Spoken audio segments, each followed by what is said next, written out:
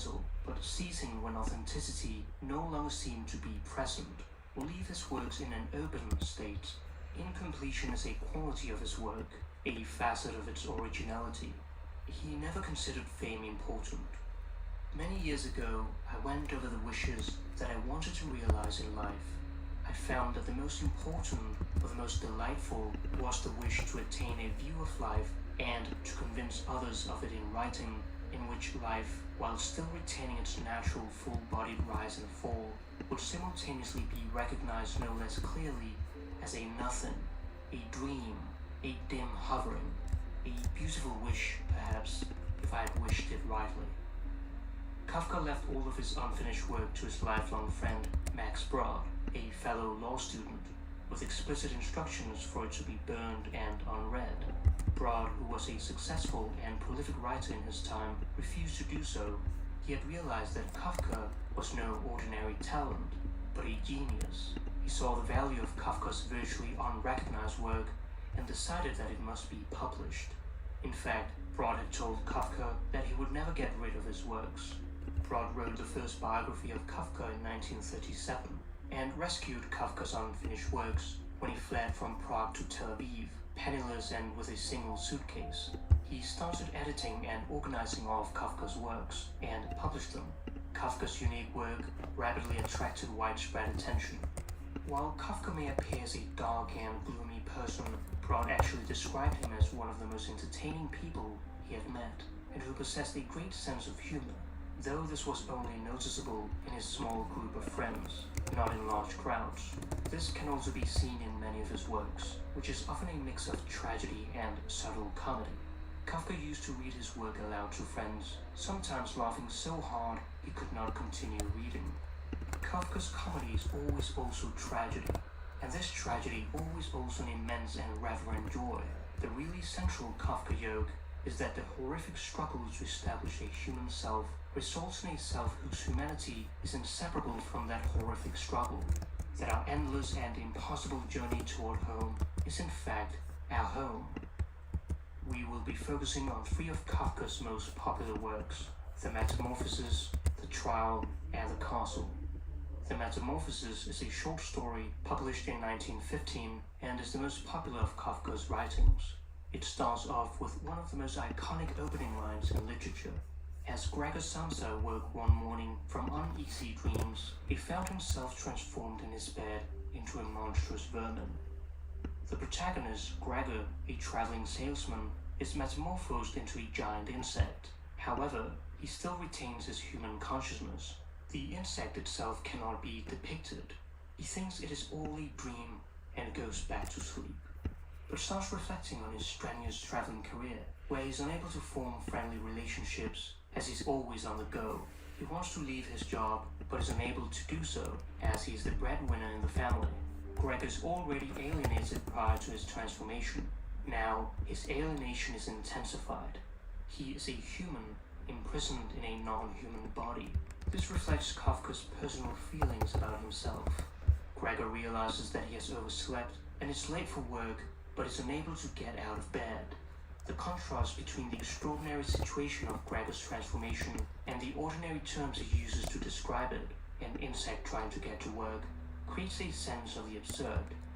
His mother knocks on the door, but as he tries to speak, he squeaks and his words appear incomprehensible. The family suspects he may be ill and beg him to unlock the door. After much effort, Gregor drags himself along the floor and opens the door with his mouth, injuring himself. He delivers a long speech to the office manager who has come to visit him, but the latter is horrified and flees. Gregor's family is also terrified and is driven back to his room with the door slammed shut. The family start to take responsibility and prioritize finding a job, whereas before Gregor's transformation, they happily took his money, although there was no longer much warm affection given in return. They were the parasites, though Gregor never complained about that. Gregor finds out that he cannot eat the fresh food provided by his sister, and only has an appetite for rotten food scraps. He also prefers darker spaces and enjoys crawling on the walls and ceiling. However, he's still simultaneously attached to his family and to some of the possessions of his room, which the family tries to remove to give him more space. Gregor tries to reconcile his human emotions and history with the physical urges of his new body, making him behave on the outside more and more like an insect. The family start discussing if Gregor is still human, and if so, to what degree. One can think of a few things more frustrating than being stuck in an alien body without being able to communicate to your family that you're still exactly who you used to be. This creates a disturbing psychological distance between his mind and his body. The family think about their total despair and the thought that they had been struck with a misfortune unlike anything experienced by anyone else they knew or were related to. His father repeats, "If he could just understand us," indicating that there's still hope that Gregor's mind remains intact. His mother calls him her unfortunate son. Gregor thinks, "I cannot make you understand. I cannot make anyone understand what is happening inside me. I cannot even explain it to myself." However, his sister convinces her parents that he is a parasite, an inconvenience who only puts more pressure on their financial situation. She says that nothing of Gregor exists in the insect, and that the real Gregor would have understood them and left on his own accord, letting them carry on with their lives and remember him with respect. Gregor is increasingly neglected by his family, he barely eats food, and suffers from several injuries. He thought back of his family with emotion and love. He felt that he must go away even more strongly than his sister. He watched as it slowly began to get light everywhere outside, and his last breath flowed weakly from his nostrils. The story ends with the family briefly mourning the loss, and then taking a day off from their work. The warm sunshine creates a marked contrast from the dark and confined apartment, creating a sense of hope for the future. The Trial was a novel that was published posthumously in 1925. Kafka left it in unordered chapters, and the final version of the novel remains unknown. The chapters as we have them today are the sequence that Broad put them in. Somebody must have made a false accusation against Joseph K., for he was arrested one morning without having done anything wrong. On the morning of his 30th birthday, the protagonist, Joseph K., a bank administrator, wakes up to find two strange men with black suits enter his room. He hears the supervisor shout his name from the next room. This is the start of an interrogation where K states that he has been accused of an unspecified and unknown crime. K is unaware of who accused him or the authority in charge. The supervisor tells him that he and the others are of minor importance and know nothing of his case. They were merely sent by their superiors. While K is under arrest, however, he's free to go to work and won't be hampered in his normal way of life. K has been notified by telephone that a brief examination into his case would be held. He has not been summoned at any particular hour and has only been given small details of the location. Naturally, he has great trouble in finding the court. He goes floor by floor searching for the room in the maze-like building.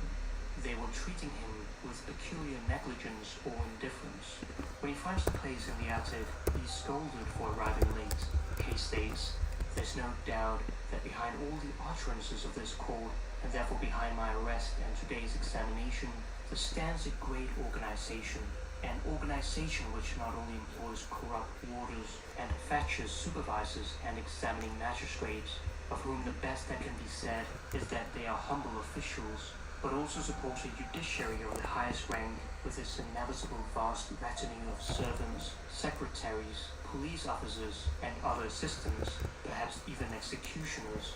I don't shrink from the word. And the purpose of this great organization, gentlemen, to arrest innocent persons and start proceedings against them which are pointless and mostly, as in my case, inconclusive." K is burdened with the absurd task of defending himself while being ignorant of the actual accusation. He finds out that the law books present in the court were full of indecent pictures. These were the people whom he was being judged against. One cannot help but fall into the depths of despair when encountering obstacles one cannot overcome. The hierarchical structure of the court was endless and beyond the comprehension even of the initiated. Sometimes one simply felt astonished that an average lifetime was long enough for the acquisition of the amount of knowledge one needed to work against a great organization with any degree of success. Progress was always being made, but the nature of this progress could never be communicated. It is catch-22. If we don't know the law, we are obviously guilty. If we know it and can't observe its innumerable and tiny details, we are guilty also. Kay still had to work in the bank and try to keep the case a secret, though rumors were starting to spread. When Kay visits Titorelli, a court painter who has a great deal of knowledge of the processes within the court, is shown a painting of a judge commissioned by the courts. Behind the judge is the figure of justice, who is also the goddess of victory. However, the figure appears to be running, so that the scales are not balanced. Kay looks closer and remarks that it really looks like the goddess of the hunt. Kafka makes us think that the court which states that it is concerned with justice is in fact concerned with hunting down the culprit and triumphing over him. While Kay is innocent, Titorelli admits that once a person is considered guilty, the court can never be persuaded to change its opinion, and the highest court is inaccessible to all. The court is completely impervious to proof. However, impervious only to proof presented before the court. There is no definite acquittal, that is, one cannot be freed from being charged with an offense. However, through personal influences, one can prolong the final sentence so that one appears to be free, temporarily free. For the time being, one is detached from the charge, but it still hovers over one and can be instantly reactivated as soon as the order comes from above. The court never forgets. Case still has to be interrogated, sessions are to be held, the case has to be constantly moving, so that from outside, something must be seen to be going on. It's all a big show. Case advocate is also incompetent, giving promises of later success, references to progress, but also to the immense difficulties confronting the work. Everything so sickeningly familiar would be produced again to fool Kay once more with vague hopes and to torment him with vague fears. Kay shows up at a cathedral where he was supposed to accompany an important client. However, the man never shows up. Night falls, and as he's leaving, a priest shouts his name. It is the prison chaplain, who tells him that he has been summoned and that his guilt is now considered a proven fact. The priest tells him a parable. Before the law stands a doorkeeper. A man from the country comes to this doorkeeper and asks for entry into the law, but the doorkeeper says he cannot grant him entry now. The man considers and then asks if that means he will be allowed to enter later. It is possible, says the doorkeeper, but not now. If you're so tempted, just try to enter in spite of my prohibition. But take note, I am powerful, and I am only the lowest doorkeeper. But from room to room stand doorkeepers, each more powerful than the last. The mere aspect of the third is more than even I can endure. Such difficulties have not been expected by the man from the country. The law is supposed to be accessible to everyone and at all times. He decides it would be better to wait until he gets permission to enter. There he sits for days and years. Finally his sight grows weak, and he does not know if it's really getting darker around him or if his eyes are deceiving him. But he does manage to distinguish in the dark a radiance which breaks out imperishably from the door. The man is so caught up with his doorkeeper that it seems to him the only obstacle to his entry into the law. He grows old and weak, and all his time spent waiting is condensed into one question not yet put to the doorkeeper. But everybody strives for the law, says the man. How is it that in all these years nobody except myself has asked for admittance? The doorkeeper, who realizes the man has reached the end of his life, shouts, "Nobody else could gain admittance here. This entrance was meant only for you. I shall now go and close it." The man never tries to enter the door, and instead waits for permission. The doorkeeper, however, told him that it was up to him if he wanted to enter or not, but he would have been met with resistance and had to fight for it. One interpretation might be that he chose to listen to a deceptive God instead of himself. Another interpretation could be that it was not the man's fault. His inhibition is a critique of bureaucracy, of the power of authorities, and of the estrangement of modern man. If he had got past the doorkeeper, he would have to face a second and more powerful doorkeeper, and so on ad infinitum. Whatever the interpretation might be, the man also saw an inextinguishable light emerging from the darkness of the door, signaling that there may be a glimmer of hope after all. On the evening just before Kay's 31st birthday, two men came to his room. Kay, who knew what time it was, did not fight back. He is taken to a quarry where he is cold-bloodedly murdered. His last words were, "Like a dog," as if the shame were meant to outlive him. The novel often appears nightmarish, surreal, and dehumanizing, while also being profoundly realistic. It is the prophecy of a dystopian or totalitarian society. The morning knock at the door that begins the terror throughout the whole novel stands for what lies in ambush for all of us in our daily lives. We're all on trial.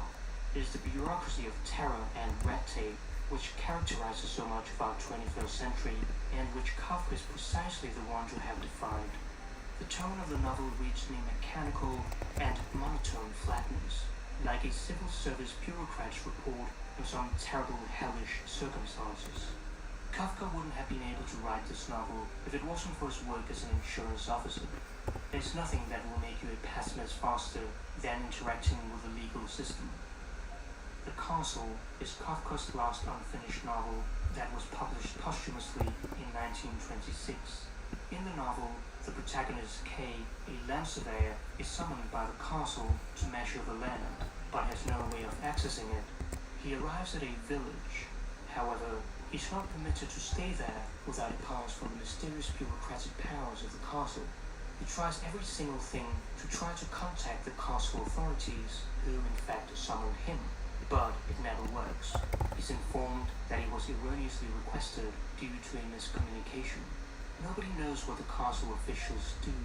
Their actions are never explained. The villagers hold the castle officials in high esteem, who maintain that their work and paperwork is flawless, though the fact that they summoned Kay as a mistake clearly shows that they are lying and that there are faults in the system. There are great similarities between the castle and the trial. Both highlight the struggle of the protagonist against the great bureaucratic system that no one has access to and that rules over everyone. The castle is the all-seeing eye that pierces through the social mask of your persona. Many interpret the castle as our search for God, including Max Brod. Ambiguity is the essence of Kafka's work. In a parable Kafka wrote, many complain that the words of the wise are always merely parables and of no use in daily life, which is the only life we have. When the sage says, "go over," it does not mean that we should cross to some actual place, which we could do anyhow if the labor were worth it. He means some fabulous yonder, something unknown to us, something too that he cannot designate more precisely, and therefore cannot help us here in the very least. All these parables really set out to say merely that the incomprehensible is incomprehensible, and we know that already. But the cares we have to struggle with every day, that is a different matter. Kafka brings us back to reality and tells us that there may well be no magical place that we can go to in order to look forward to life and be happier. He goes on to write, concerning this, a man once said, "Why such reluctance? If you only follow the parables, you yourselves would become parables, and with that, rid of all your daily cares." Another said, "I bet that is also a parable." The first said, "You have won." The second said, "But unfortunately, only in parable." The first said, "No, in reality, in parable you have lost." In this parable on parables, or meta-parable, Kafka contemplates on the paradox of life. To want to believe in a fabulous yonder, in contrast to the mundane existence of everyday life, but at the same time thinking that it's incomprehensible or an inaccessible territory. At the end of his life, Kafka became more spiritual. He wrote, "Man cannot live without a permanent trust in something indestructible within himself, though both that indestructible something and his own trust in it may remain permanently concealed from him." However dark Kafka's work may seem, he champions the individual over the faceless bureaucracy. The lessons he teaches us is to be truthful, genuine, and ethical. Once one reads Kafka, one never really leaves him. A new door opens in one's life, to describe and refer to aspects in one's daily life that could not find that proper expression. If the book we're reading doesn't wake us up with a blow on the head, what are we reading it for? We need the books that affect us like a disaster, that grieve us deeply, like the death of someone we love more than ourselves, like being banished into forests far from everyone, like a suicide. A book must be the axe for the frozen sea inside us.